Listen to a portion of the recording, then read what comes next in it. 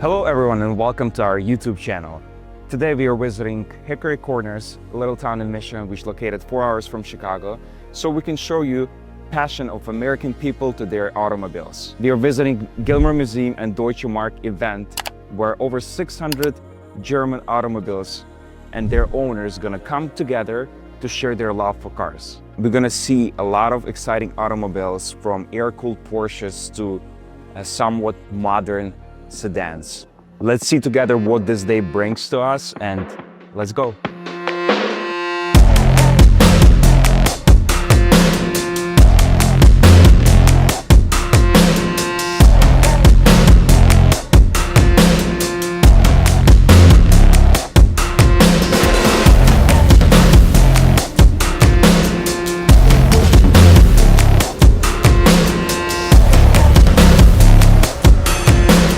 If you ever heard that Americans don't appreciate their cars, well, clearly they have never been to Deutsche Marks. This is the largest, only German car show in the country.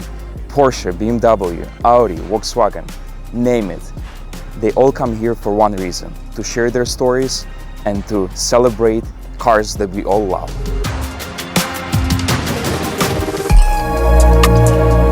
Set on the gorgeous grounds of the Gilmore Car Museum in Hickory Corners, Michigan. This place is part show field, part-time machine.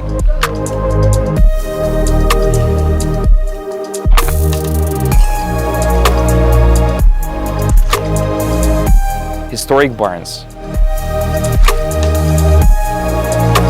Vintage gas stations.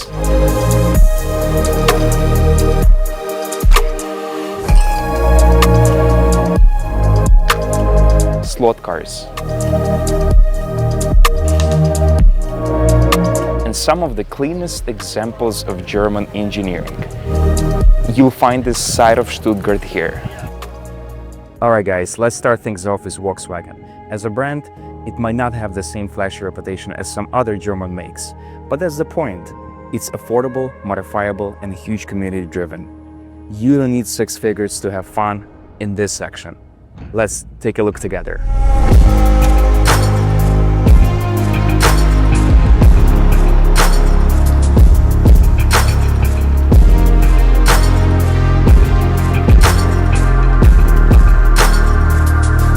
I truly love this section, but one of my favorite cars are Westphalias that truly have a special place in my heart. Let's find out with its owner, his experience about his car. Hey, how are you? Good. I'm Serhii.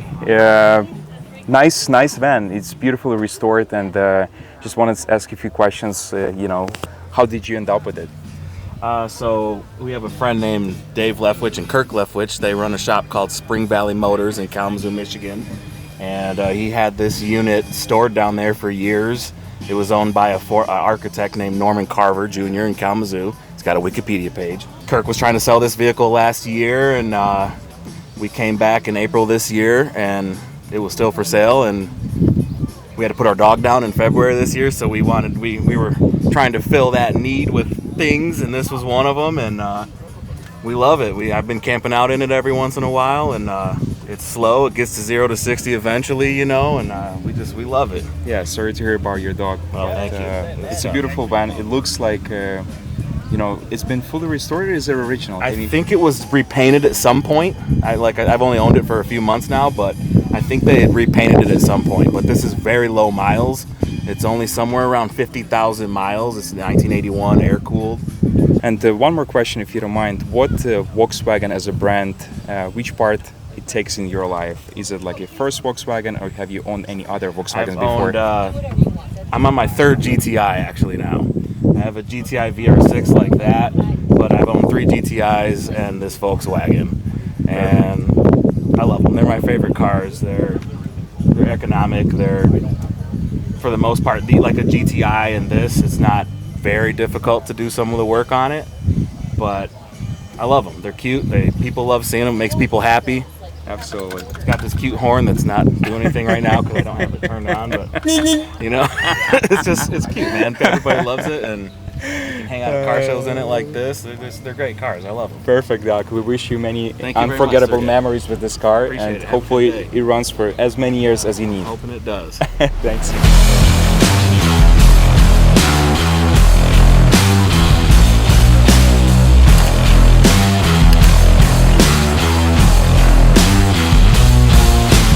All right, let's change gears and make our way to the Porsche section. That's where the things get a little more precise, a little more accurate. We have some air-cooled Porsches and some very rare builds that we're going to show you today. And of course, owners that know exactly what they have. Let's dive in there together.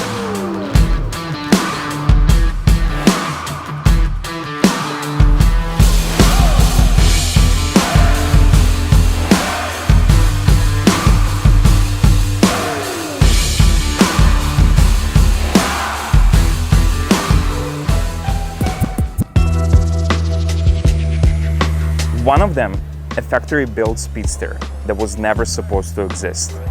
We'll get to that in a bit, but first, let's take a look what Porsche crowd brought out this year.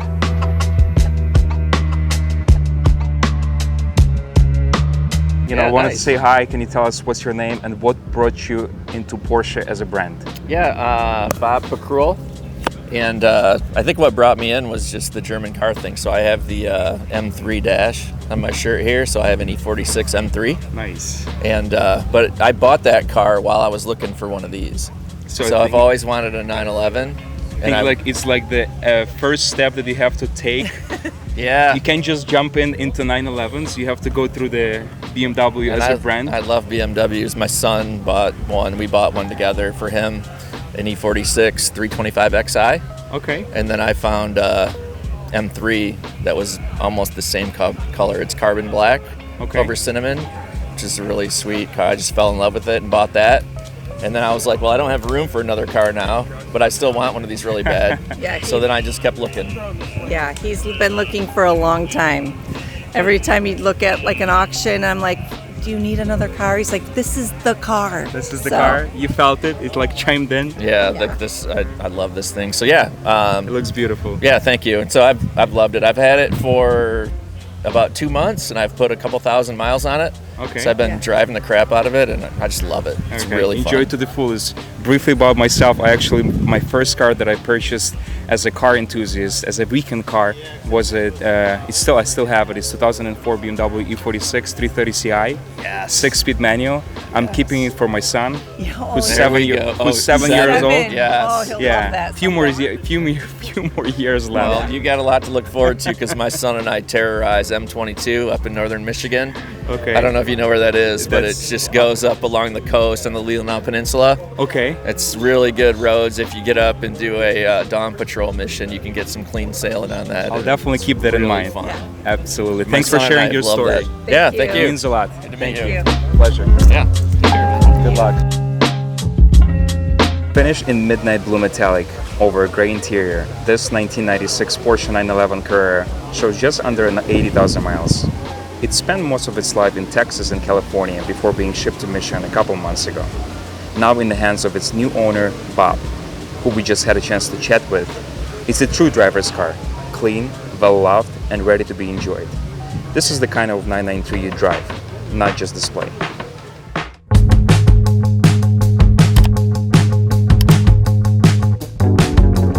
Hi, what's your name? Peter. It looks like you're a founder of Deutsche Marks. Yeah, we started this in 2012. We started in 2012 out there in the lawn. It was 105 degrees, and we didn't know what was going to happen. Every year we almost double the numbers. Last year we were 640 some. We're hoping to hit 700 today with Porsche. I'm sure you will. I'm sure we will. We personally came over from Chicago. You did? Yes. Love that city.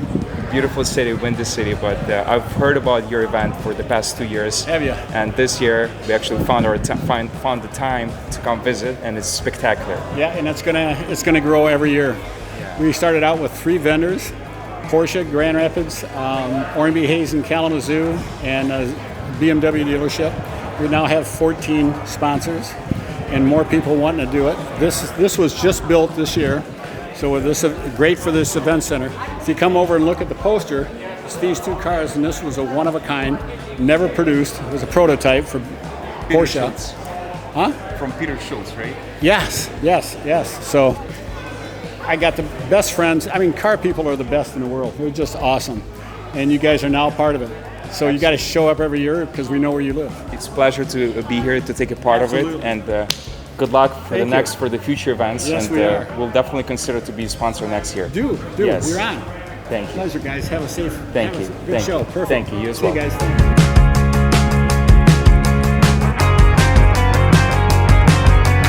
From analog 911 to the modern E63 wagon, Porsche section always brings the hit. Sometimes from the stories you didn't expect. But now it's time to head to a different world. The world of Mercedes-Benz.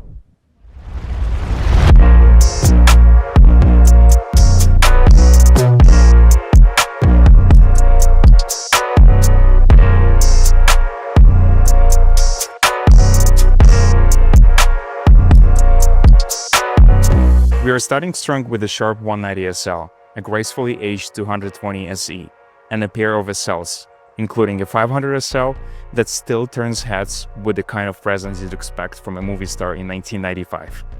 Then we hit the 2000s and early 2010s.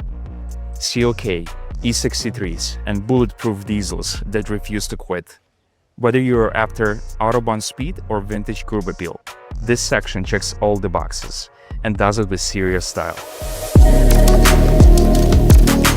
Now that we came to the section that is very close to me personally, since my dad used to drive strictly used Mercedeses. He used to tell, I'd rather drive a German car, a 10-year-old German car, versus a brand new Korean or Japanese. We're gonna try to find some owners of these vehicles, especially I'm interested in this W123 wagon Mercedes. There's another one sitting across the street, so we'll try to find those owners and find their stories and experience owning those cars in today's reality. Good morning, what's your name? Hi, I'm Tim. Tim, if you don't mind, a few questions for you as the owner of this car. Yeah. My dad used to drive 123 back in the days, back in the 90s. I'm from Ukraine originally, so it's kind of like a familiar car to me and brings a lot of memory to me personally. So I decided to just say hi to you and Hello. find out how's it to drive those type of cars nowadays in 2025. Good. This is a little different because it's a petrol, not a gas. I noticed that it's 280 yet. Yeah. So it's a, but I have a diesel just like it. So it's kind of fun. I alternate between the two. What other cars do you own? Actually bought one from you. From me? Yeah, from you in Chicago. Remind me your name. Tim Straker. Tim. I bought a palladium gray 2011 wagon. The world is so small. It's not a makeup, but basically, I was just telling our videographer Vadim that I have to find my customer that bought a wagon from me 2 years ago, and I was searching for the listing on BET. Yeah, that's funny. And trying to find you. Yeah. And because I remember you had the transaction on the white wagon, and I thought you probably gonna bring it here. So yeah, I was trying to search like through my listings for the gray wagon that we've sold, and find your phone number so I can call you to find out if you're here or not. Yeah, and I still have it. So that's one of the ones I have in the collection. Perfect. Yeah, the world is so small. Definitely, surprisingly to see here you wear your sunglasses, your hat. So it's harder to recognize, but now we met. Hopefully we all enjoy. Yeah, nice to see you again. A pleasure. Okay. Thank you.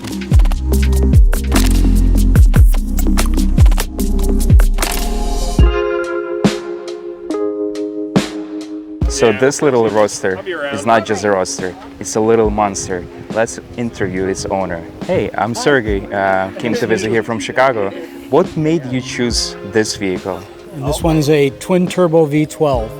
And so the one right next door is the V8 version, very similar to it, but not with the twin turbo. This one's putting out about 700 horsepower and 1,000 foot-pounds of torque. Great choice. It'll spin the tires from here to as far as you want to go.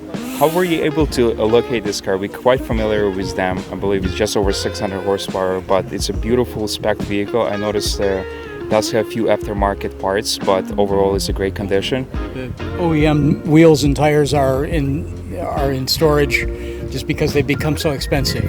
Gotcha. The OEM wheels for this thing are around $2,000 to $2,500 a piece. So that, I would think, leads us to the next question. What are the pros and cons of owning similar vehicles or this exact V12 SL?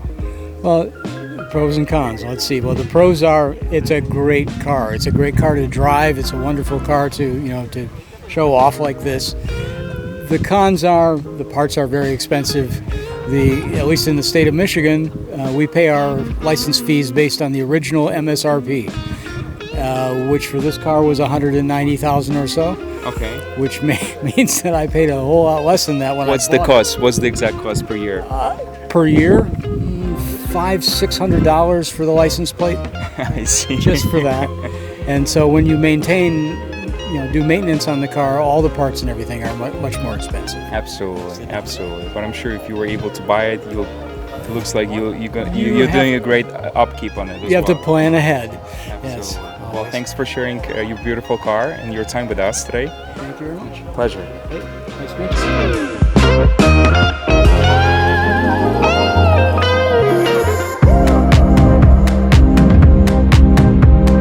We are leaving behind the world of Mercedes-Benz, the world of flagship sedans, twin-turbo power, hydraulic suspension, and now we move to Audi, where the focus shifts to traction, balance, and innovation. Different philosophies, same German obsession with doing things their way. My name is Serhii. What's your name? Brad. Brad, nice to meet you. Can you tell us about your family beasts, I would say, especially this one? What is this thing? Can you tell us about it? So this is a 2002 Audi Allroad, and it is one of 10 cars made for the German Olympic ski team that they painted in a color called Sprint Blau. And we converted it to a 6-speed manual, which is one of 2 that have been converted. There are only 8 left on the road, so it is a 3-pedal system. And we've kept everything as original as possible, except for just doing paint touch-ups. Not really painting touch-ups, but more just waxing and coating. It's original paint? It's original paint, just ceramic coating. Do you mind if I give it a quick start? Yeah, for sure.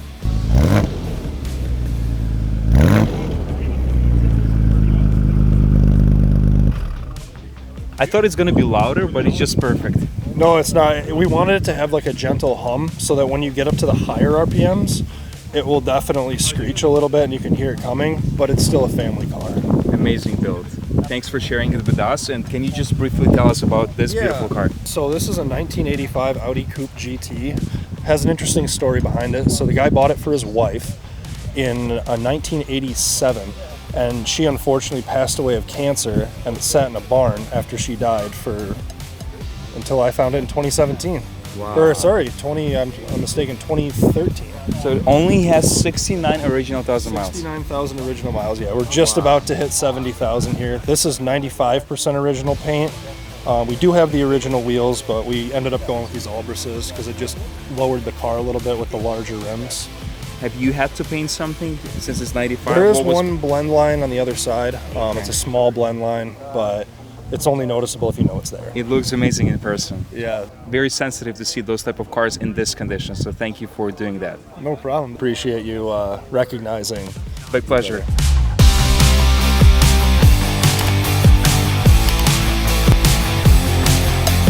Well, we've seen Mercedes with its over-engineering and Audi take its own road with Quattro grip, but now it's time to explore BMW.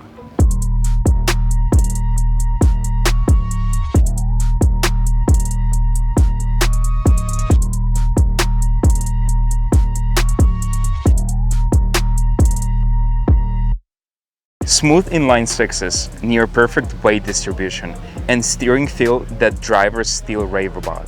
From classic M3s to high revving V10s and Autobahn cruisers you can daily, BMW made its name by being fun in the corners and fast in a straight line. Alright guys, so today we actually were able to meet with David, who's a BMW Car Club of America Vice President of Regional Vice President of the Midwest, as far as I understand, correct? Central region, yes. All right. So Dave, tell us about your thoughts about this event and also a part that your club took in this event. So I've been to this event 3 times now, and it's a great event for the Midwest region. It's one of the better car shows in the country. So I have chapters that surround this area. So I'm here to support my chapters that are help putting this on. Okay. The Michiana Car Club, which is Southern Michigan, Northern Indiana, and then the Motor City Club out of Detroit are all part of this event. Okay. Perfect. How do you like it here today? The atmosphere in comparison to the past years? It's awesome. It's grown every year. I think BMW is very well represented. The nice thing is you get to see lots of cars that you don't normally see on the road.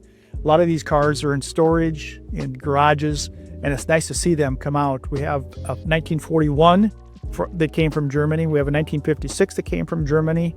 Those are things you don't normally see, and you have to come to an event like this to see those things. Is there any specific models that you would select out of all of them? You mentioned about 1941 and 1950s, like older cars that were brought here from Germany. Was there any cars that for the BMW Car Club that the most popular model that you can select for a BMW Car Club? Well, right now, this whole section we're in is all M cars, which is the motorsport. It's the upscale, the faster cars of the BMW. So 30, E36, E46, E90, F80, and G80, I believe. So we've got every model of the M3s represented right here. Yeah, we actually came in the E90 M3. Oh, okay. We have a one-owner example that we purchased 2 years ago, brought it all the way from California, and it only has 27,000 miles. Oh, wow, that's awesome. Yeah, That's awesome. Mark right there. You can take a look at it. But, Oh, yeah, that's awesome. Any events that you are planning as a vice president of your club, specifically for BMW owners? Yes, we have our national event is occurring at Road America in Wisconsin. October 9 through 12 is at Road America, which is our national event where everybody from the entire country comes. So it'll be 4 days of track events, car shows, rallies, and all kinds of activities dealing with BMW. Awesome. Thank you for your time, David. You bet. I appreciate it.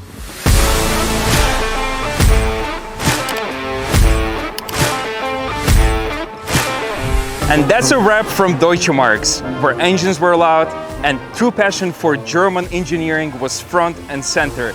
Big thanks to Gilmer Museum and Deutsche Marks for organizing such an incredible event.